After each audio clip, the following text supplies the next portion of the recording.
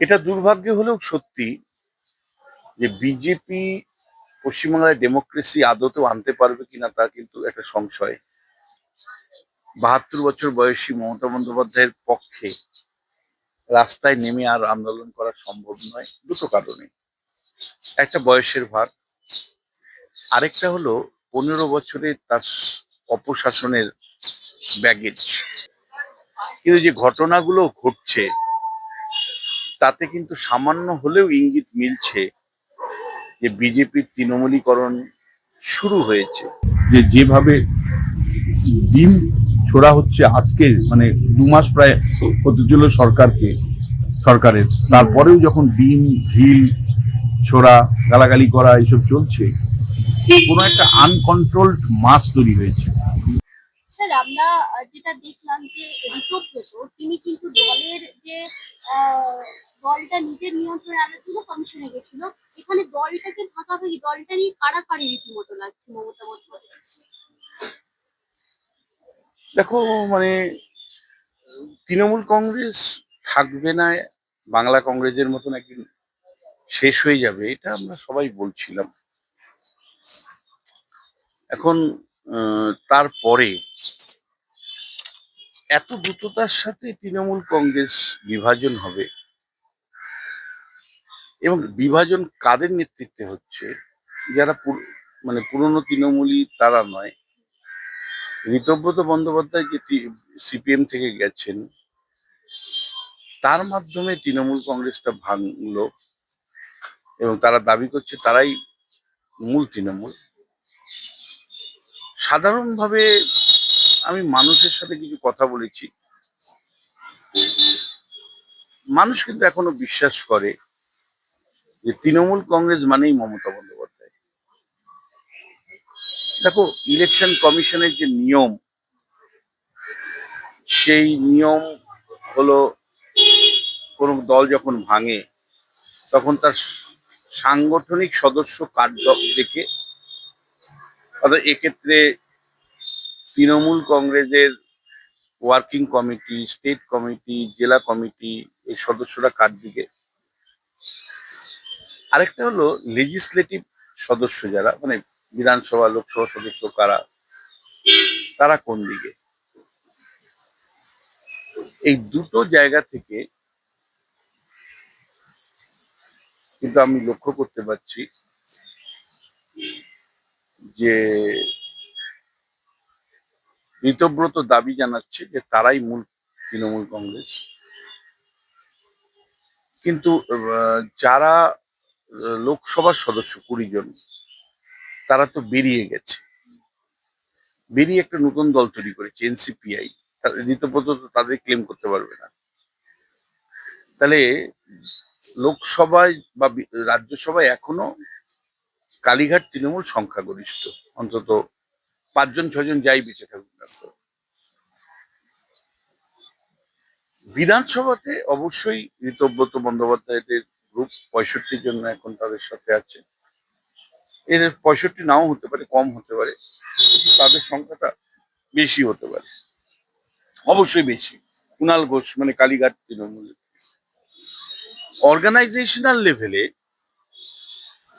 ঋতব্রত বলছে যে আমি একটা স্পেশাল ওয়ার্কিং কমিটির মিটিং ডেকেছি, তার ভিত্তিতে একটা নতুন ওয়ার্কিং কমিটি ফর্ম করেছি, সেখানে বেশিরভাগ সদস্য আমার আছে, বেশিরভাগ কর্পোরেট মানে কাউন্সিলর তার আছে,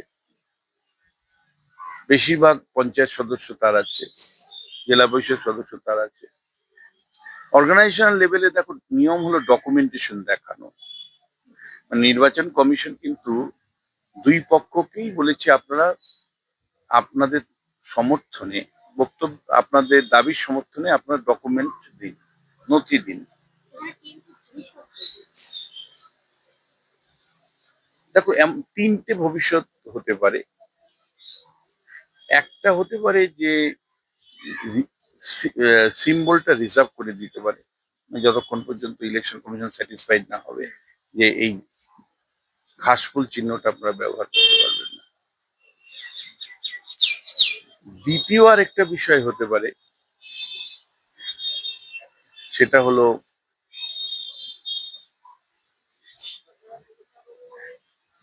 ঘাসফুল চিহ্ন ঋতব্রতরা যদি তথ্য প্রমাণ দিয়ে প্রমাণ করতে পারে যে তারাই মূল, তাহলে তাদের কাছে চলে যেতে পারে। তৃতীয় যেটা, যে ইলেকশন কমিশন কোনো দলকে তৃণমূল দল হিসাবে মানছে না, বলছে যতক্ষণ পর্যন্ত সেটেল না হবে ততক্ষণ পর্যন্ত তারা তৃণমূল দল ব্যবহার করতে পারবেন না, বা তৃণমূল আর তৃণমূল এম এইভাবে ব্যবহার করবেন, বা অন্য কোনো নাম দিয়ে ব্যবহার করতে হবে। অনিশ্চয়তায় ভরা। বিরোধীরা কিন্তু ইলেকশন কমিশনের প্রতি আস্থা রাখতে পারছেন না। তাদের বক্তব্য ইলেকশন কমিশন এতটাই পক্ষপাত দুষ্ট যে শেষ পর্যন্ত বিজেপির প্রভাবে প্রভাবিত হয়ে তারা হয়তো শেষ পর্যন্ত ঋতব্রতকেই স্বীকৃতি দিতে পারে। এটা বিজেপি বিরোধীদের অভিযোগ এবং ওই ধরনের বক্তব্যই তারা রেখেছেন। কল্যাণ বন্দ্যোপাধ্যায়কেও দেখলাম ওই ধরনের বক্তব্য রাখছেন এবং শেষ পর্যন্ত কল্যাণ বন্দ্যোপাধ্যায় বলছেন যে আমরা আদালতের উপর ভরসা রাখবো। তার মানে যে গোষ্ঠী যাই হোক না কেন, চূড়ান্ত রায় সুপ্রিম কোর্টের উপর নির্ভর করেই হবে। কিন্তু তৃণমূল কংগ্রেস যতটুকু অবশিষ্ট থাকবে সেটা কিন্তু মমতা বন্দ্যোপাধ্যায়ের পক্ষেই থাকবে। এটা দুর্ভাগ্য হলেও সত্যি যে বিজেপি পশ্চিমবাংলায় ডেমোক্রেসি আদতেও আনতে পারবে কিনা তা কিন্তু একটা সংশয়। তার কারণ বিরোধী মানে দেখো, ডেভেলপমেন্ট মমতা বন্দ্যোপাধ্যায় তো কিছু করেননি, ফলে ডেভেলপমেন্ট কেন্দ্র রাজ্যের সম্পর্কের জোরে হবেই। শুভেন্দু অধিকারীর নেতৃত্বে ইতিমধ্যেই সরকার ইতিবাচক দিক থেকেই কাজ করছে, কিন্তু ডেমোক্রেসির প্রশ্নে কিন্তু বিজেপির অবস্থান কিন্তু খুব ইতিবাচক আমার মনে হচ্ছে না, সারা দেশের কনটেক্সটে বা রাজ্যের কনটেক্সটে। যে কন্ট্রোল ব্যুরোক্রেসি থাকবে, কন্ট্রোল অপোজিশন থাকবে, সেই কন্ট্রোল অপোজিশন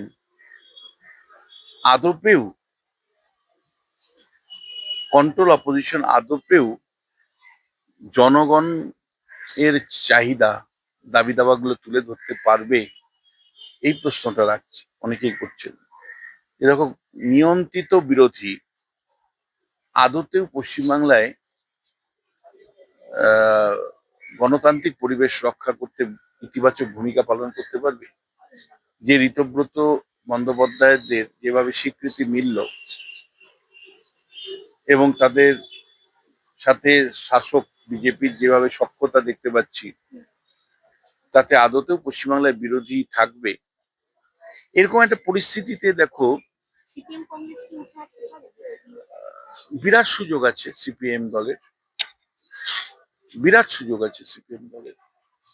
পার্টি স্ট্রাকচারটা একটা বড় প্রবলেম সিপিএম দলের। আমি বারবার বলি আরো ফ্লেক্সিবল হতে হবে, আরো লোকাল লেভেলে অটোনমি দিতে হবে। সিদ্ধান্ত কে নিচ্ছে তাই সেটা ইম্পর্টেন্ট না করে সিদ্ধান্ত কি উদ্দেশ্যে নেওয়া হলো, দ্রুততায় রাস্তায় নামলো কিনা, সরকারের কোনো অন্যায় অবিচার হলে সেই ক্ষেত্রে ঝাঁপিয়ে পড়লো কিনা, সেগুলো ভীষণ ইম্পর্টেন্ট। স্যার, এই যে মমতা বন্দ্যোপাধ্যায় এত লড়াই করে তার জায়গাটা তৈরি করেছিলেন, মুখ্যমন্ত্রী হয়েছিলেন, কিন্তু সেখান থেকে প্রায় হারিয়ে গেলেন। এরপর মমতা বন্দ্যোপাধ্যায় কি করতে পারে বলে আপনার মনে হয়? দেখো, বয়স বড় ধর্ম। আজ থেকে 20 বছর আগে আমি যেভাবে কাজ করতে পারতাম আজকে কি করতে পারি? 72 বছর বয়সী মমতা বন্দ্যোপাধ্যায়ের পক্ষে রাস্তায় নেমে আর আন্দোলন করা সম্ভব নয়, দুটো কারণে। একটা বয়সের ভার, আরেকটা হলো 15 বছরে তার অপশাসনের ব্যাগেজ। যখনই উনি রাস্তায় যাবেন বলবেন যে আপনি তো আপনার শাসনকালে আপনি কি করেছিলেন।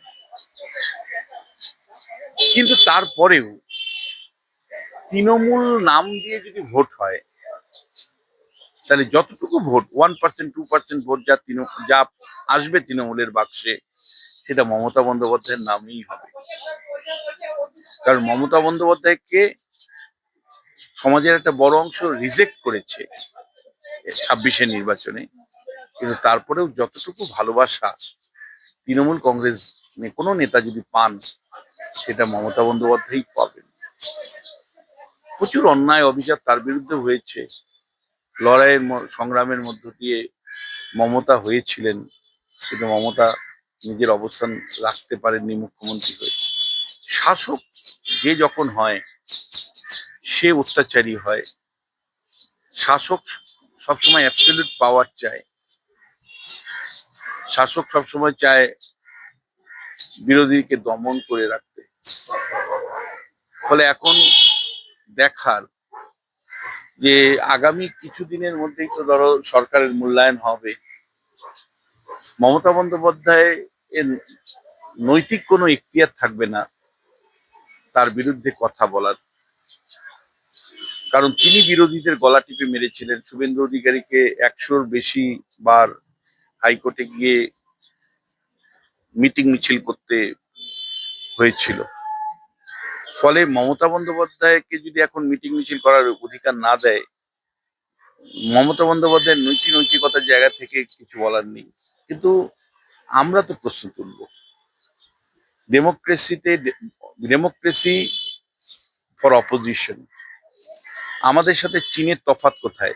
চীনের কোনো অপোজিশন নেই। আমাদের গণতান্ত্রিক ব্যবস্থায় অপোজিশনটাই হলো মূল জায়গা। অপোজিশন ছাড়া গণতন্ত্র চলতে পারে না।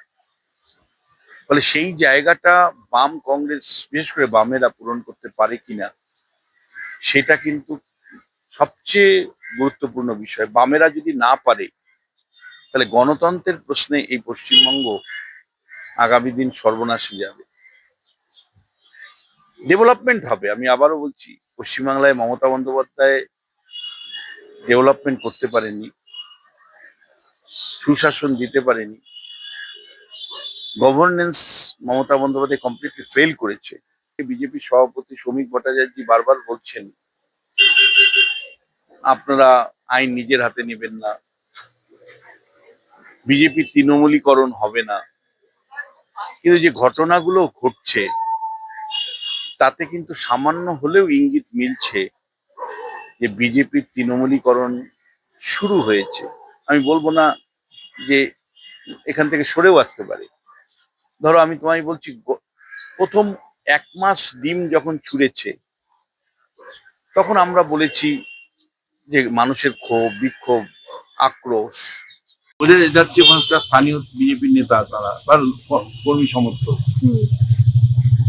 এখন যখন ডিম ছুটছেন কোর্টে যাওয়া আসার পথে, এবং পার্টির কোনো কন্ট্রোল নেই, পার্টির তরফ থেকে শ্রমিক ভট্টাচার্য বারবার বলছেন যে আপনারা ডিম ছুড়বেন না, কিন্তু কেউ কারো কথা শুনছে না। তাহলে কি বিজেপি আনকন্ট্রোলড? যদি বিজেপি আনকন্ট্রোলড হয়, তাহলে কিন্তু বিরোধী পরিসর খুব কম হবে। কারণ আনকন্ট্রোল রুলিং ক্যাডার মানেই হলো বিরোধী শূন্য রাজনীতি। কারণ তারা বিরোধীদেরকে চাইবে না, যেটা তৃণমূল কংগ্রেস করেছিল, যেটা বামেদের বিরুদ্ধে অভিযোগ আছে।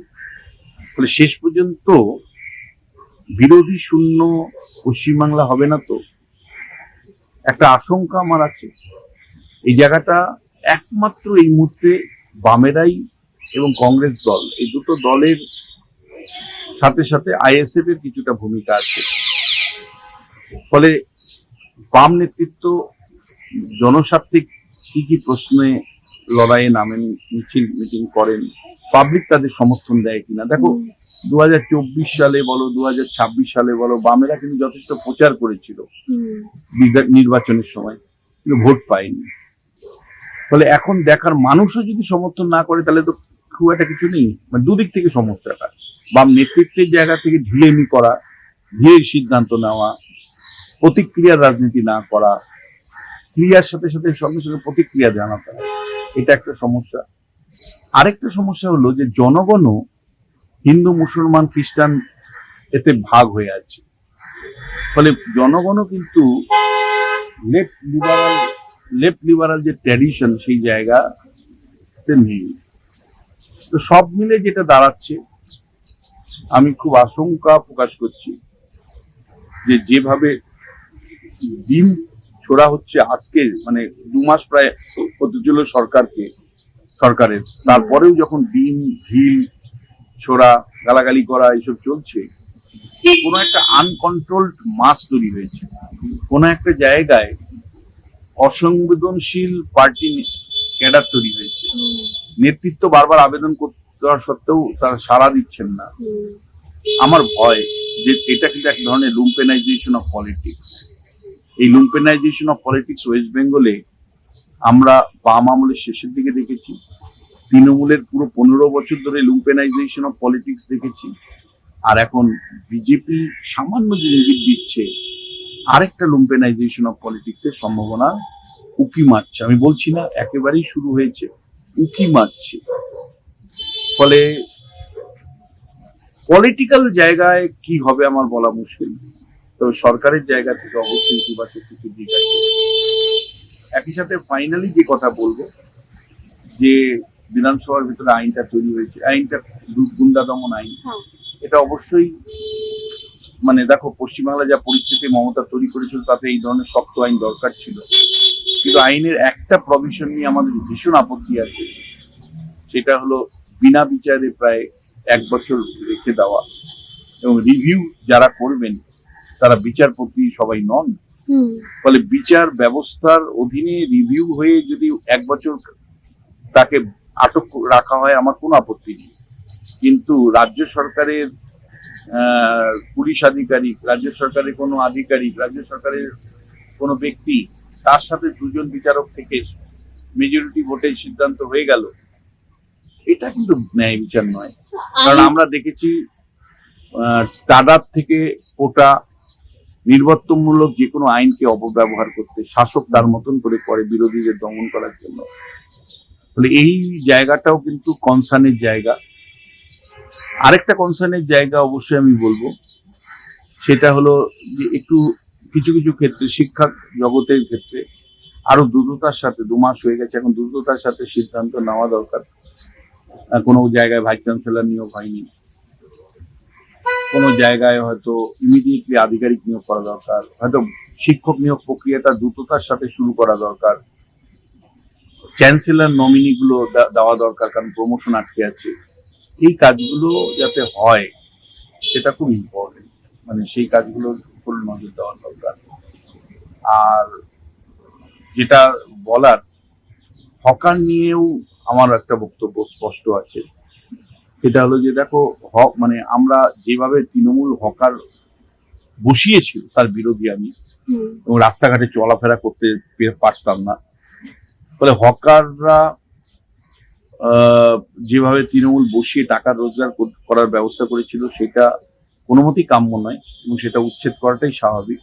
কিন্তু একই সাথে রাতারাতি তুমি যদি উচ্ছেদ করো, তাহলে দিনের শেষে এই প্রশ্নটা আসে, ও তো আমার দেশেরই নাগরিক, ও তো আমার মতনই, ওর মানে হৃদয় আছে, বউ আছে, বাচ্চা আছে, আমার মতনই পেট আছে, খিদে পায়।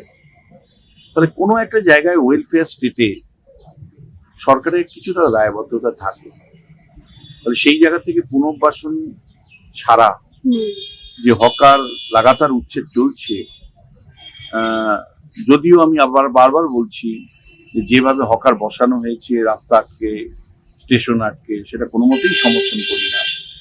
কিন্তু আবার একই সাথে এদের সামান্যতম যদি আমি নাগরিক হিসাবে প্রোটেকশন না দিই, প্রোটেকশন মানে আমি বলছি না ওখানেই বসতে হবে, অন্তত পক্ষে তাহলে মাসে তুমি 3,000 টাকা করে দাও, যে ভাই 1 বছর দিচ্ছি 3,000 টাকা করে, তোমরা কিছু করে নিও, অথবা মানে 1 ফুট ছেড়ে তুমি বসো, অথবা কোনো একটা জায়গায় কিছু মার্কেট এর ব্যবস্থা করে দাও, কিছু একটা মানে করো।